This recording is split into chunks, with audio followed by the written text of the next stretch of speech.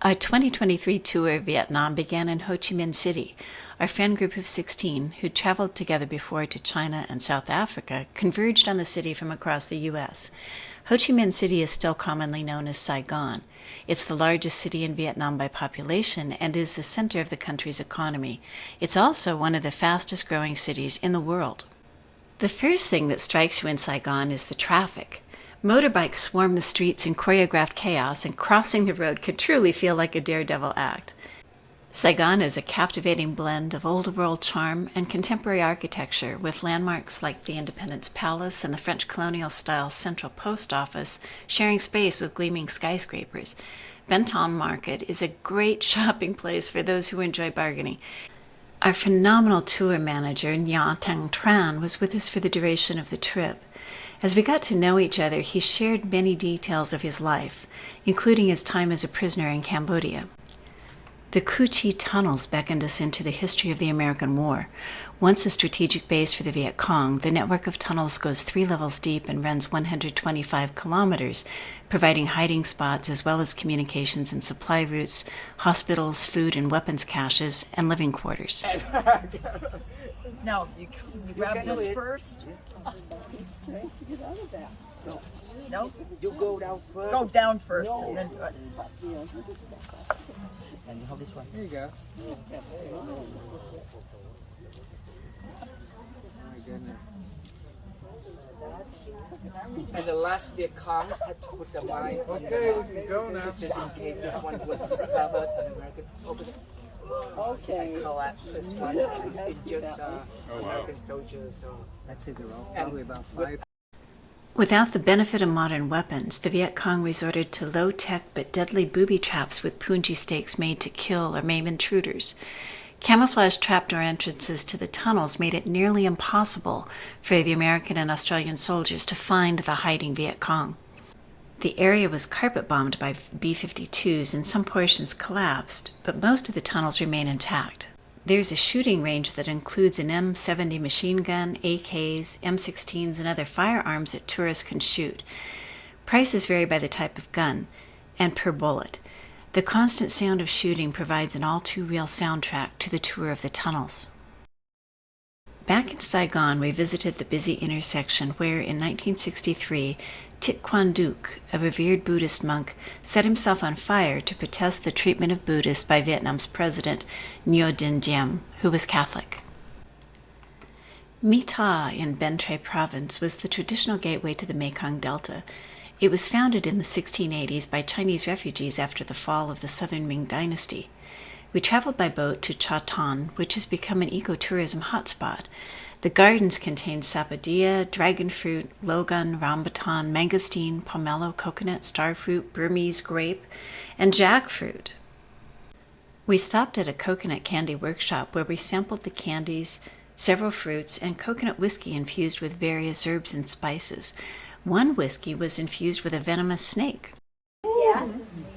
Every family house around here, they use that one. In my home too. They use that one to separate coconut flesh. Similar like that. You can see. This is traditional way. Yeah, you can get out of coconut flesh. But for coconut candy, they do it quicker and more.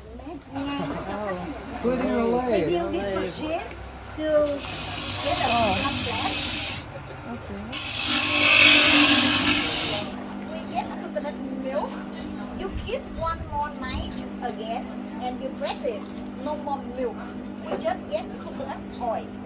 a lot of seeds inside. So when they arrive, we just smash it and dry in the sun and we put it in here. And we drink a lot of these, and it's a cure for kidney stone. Okay, and many other stuff. Okay. So,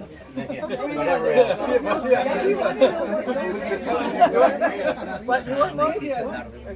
Okay. Now we do the cheers again, right? Okay. But we do it louder, right? Okay. You got one? Second one. Okay. Huh? Second one we do it. The first one we don't have energy. So just in the second. No, we do it 3 times. 3 times louder, right? Okay. Một hai ba vô. Một hai ba vô. Một hai ba vô. A A sampan ride on the River Creek was fun, and afterward we enjoyed a great lunch of deep-fried elephant ear fish, shrimp steamed in coconut milk, spring rolls, and zhongchao fried rice. We then returned to our starting point on a junk on the Chen River, the leading northern branch of the Mekong River. Then it was back to Saigon for our last night before flying to Da Nang and continuing on to Hoi An. Hoi An was one of our 2 favorite cities on our tour of Vietnam. It's a lovely city on the central coast, known for its ancient town. Upon arrival, we did a walking tour that included the Cantonese Assembly Hall and its exquisite dragon statue, the old house of Tan Ki, the market, blue chic tailors for those who wanted some custom-made clothing. Between the 15th and 19th centuries, Hoi An was a major trading port in Vietnam. Chinese traders settled there, and the Cantonese Assembly Hall is one of 5 established as a place to gather and trade. This hall was founded in 1786. It has a grand entrance that ushers visitors into a front courtyard, followed by a main hall and an elaborate altar room dedicated to a Chinese military general. Hoi An is known for its colorful lanterns. The traditional lantern craft in Hoi An has been around for over 400 years. Chinese and Japanese merchants brought the lantern with them to Hoi An when they settled here in the late 14th century. The lantern has become one of Hoi An's most famous symbols, and there are over 32 lantern production workshops in the city. A note on custom clothing. We stopped by Blue Chic in the late afternoon. Those who wanted a bespoke outfit picked out their style and fabric and had their measurements taken. At the end of the afternoon the next day, there was a fitting for final tailoring, and by 8 p.m., the clothing was delivered to our hotel in time for our departure from Hoi An. Hoi An is known for its high-grade silk, and everybody had a ball. The Tu Bon River in Hoi An is sometimes called the Mother River.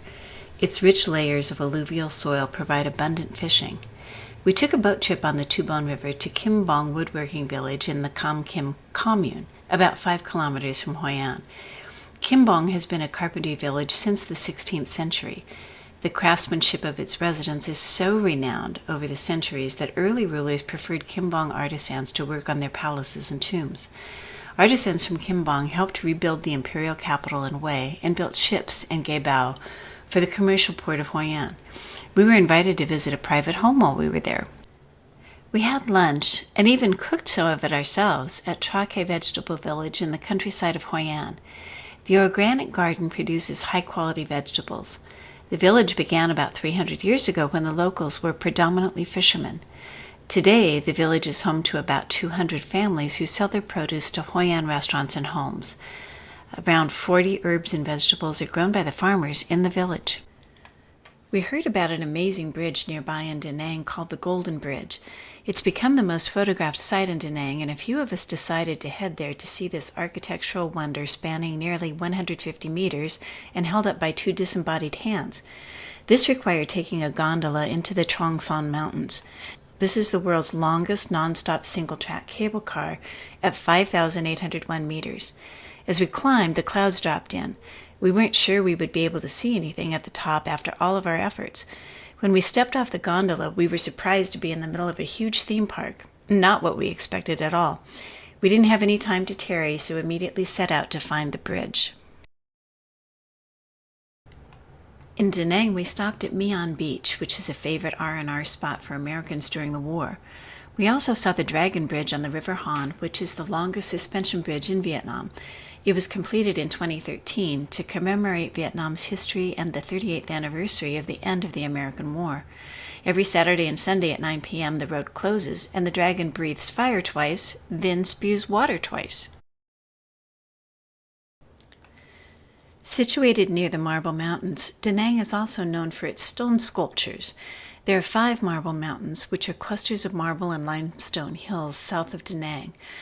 While stone sculpture and stone cutting crafts are part of this area's tradition, direct rock extraction from the mountains has been banned recently, and materials are now brought in from quarries to the north. The Shuat An Fine Arts and Stone Sculpture has been in operation since 1989. The sheer volume of products was staggering in this store. We left Da Nang for Hue. It's a beautiful drive, about an hour and a half of gorgeous, gorgeous scenery. We stopped at a pearl shop and later, just outside of Hue, for lunch at a family restaurant run by a couple who had left the Michelin star scene of Hue to open their own place. It was absolutely delicious. A wonderful lunch and beverage was less than $5. Inside the Dai Noi Citadel of Hue are the Imperial City, the Forbidden City, and a replica of the Royal Theatre. The outer circle was constructed from 1805 to 1832 during the reigns of Emperor Xiaolong and Min Mang. It served a primary ceremonial function during the French colonial period. The citadel has been a UNESCO site since 1993, with many buildings still undergoing restoration and preservation after damage from the Indochina and American Wars. Vietnam was first unified by Emperor Xiaolong, who moved the capital from Hanoi to Hue. The citadel faces the Hoang River, and with a total land area of 520 hectares, it's the most massive structure built in the modern history of Vietnam. Hue is located on the central coast of Vietnam, a few miles inland from the East Sea. It was the seat of the Nguyen dynasty emperors and the national capital from 1802 to 1945. At that time, Bao Dai was emperor. At first, he was a puppet of the French colonists, and then the Japanese occupiers of World War II. He abdicated, and the Democratic Republic of Vietnam was established afterwards in Hanoi. One of our most memorable experiences was a cycloride tour to dinner at Itao Restaurant in the Citadel. What fun!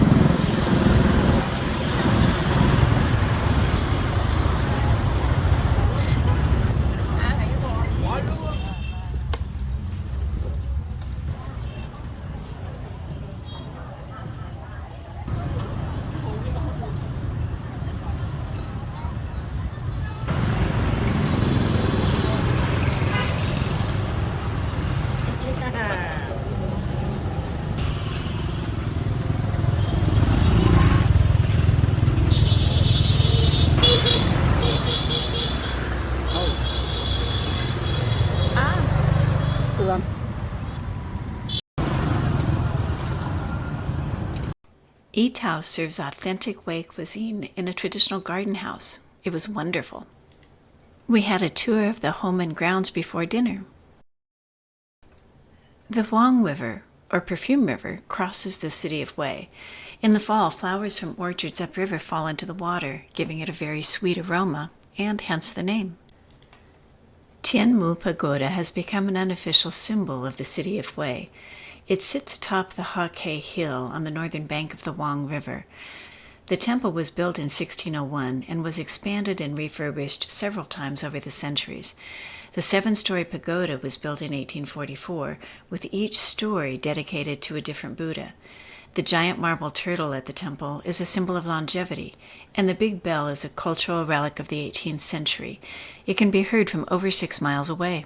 This temple, and several others in South Vietnam, became a center of protest against the government's position of discrimination against Buddhists in the mid-1960s.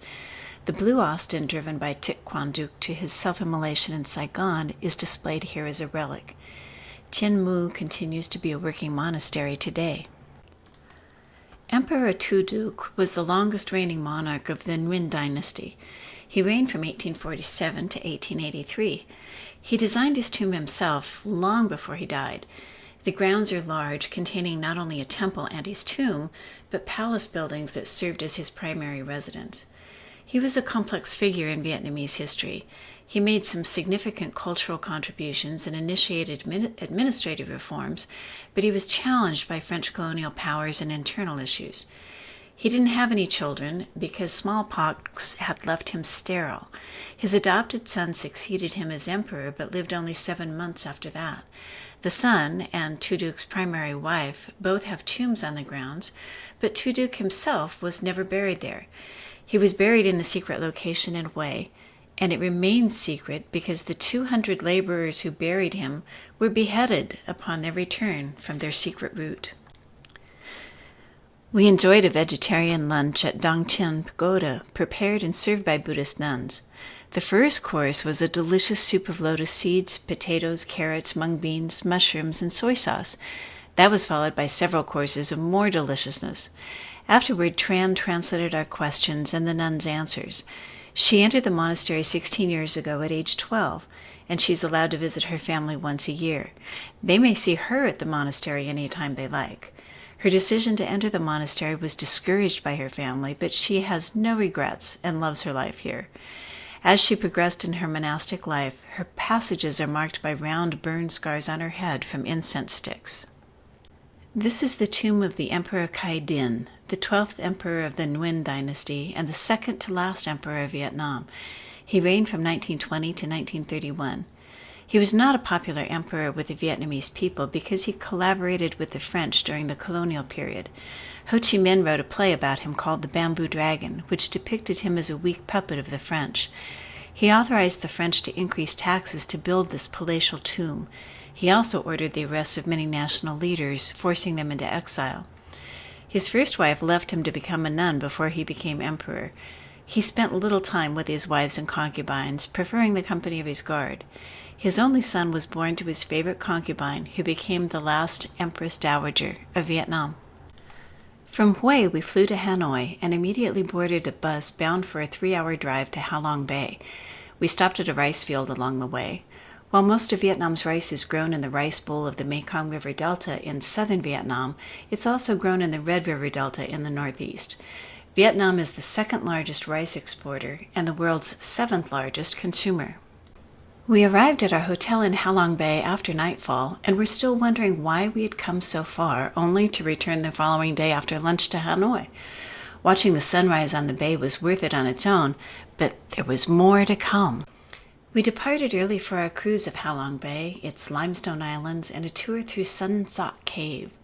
One legend of Ha Long Bay tells the story of a dragon family sent by the Jade Emperor to help the Vietnamese defend their land from invaders.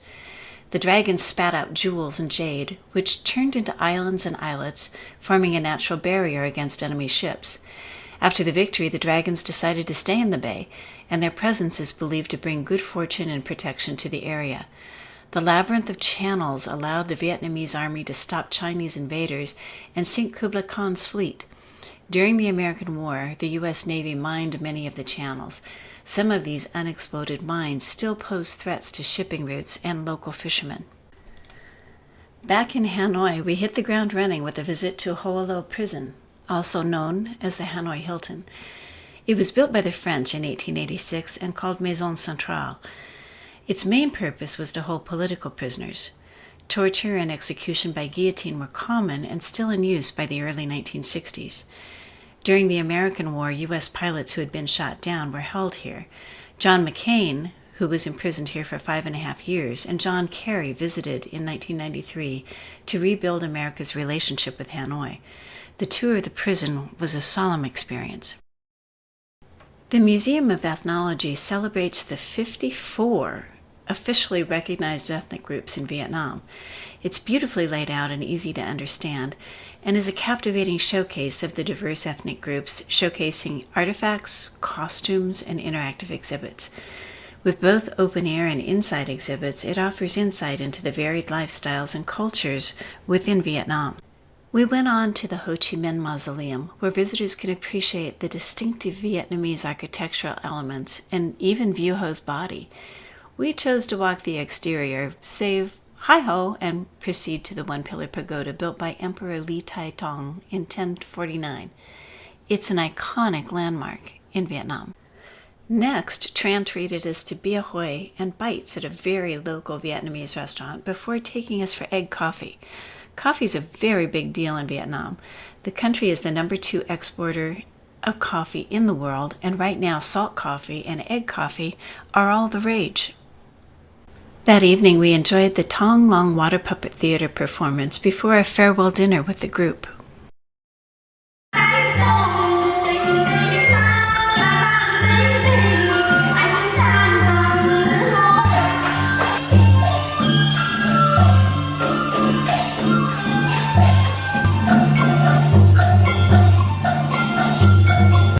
Vietnam is known for great cuisine. In Hanoi, we had lunch at Bún Chả Hoang Lien, a family restaurant in Hanoi's French Quarter, where Anthony Bourdain met with Barack Obama. The restaurant is now commonly known as Bún Chả Obama. On our last night, we dined at Maison Vie, enjoyed the French cuisine, and talked about the lovely trip we had had exploring Vietnam.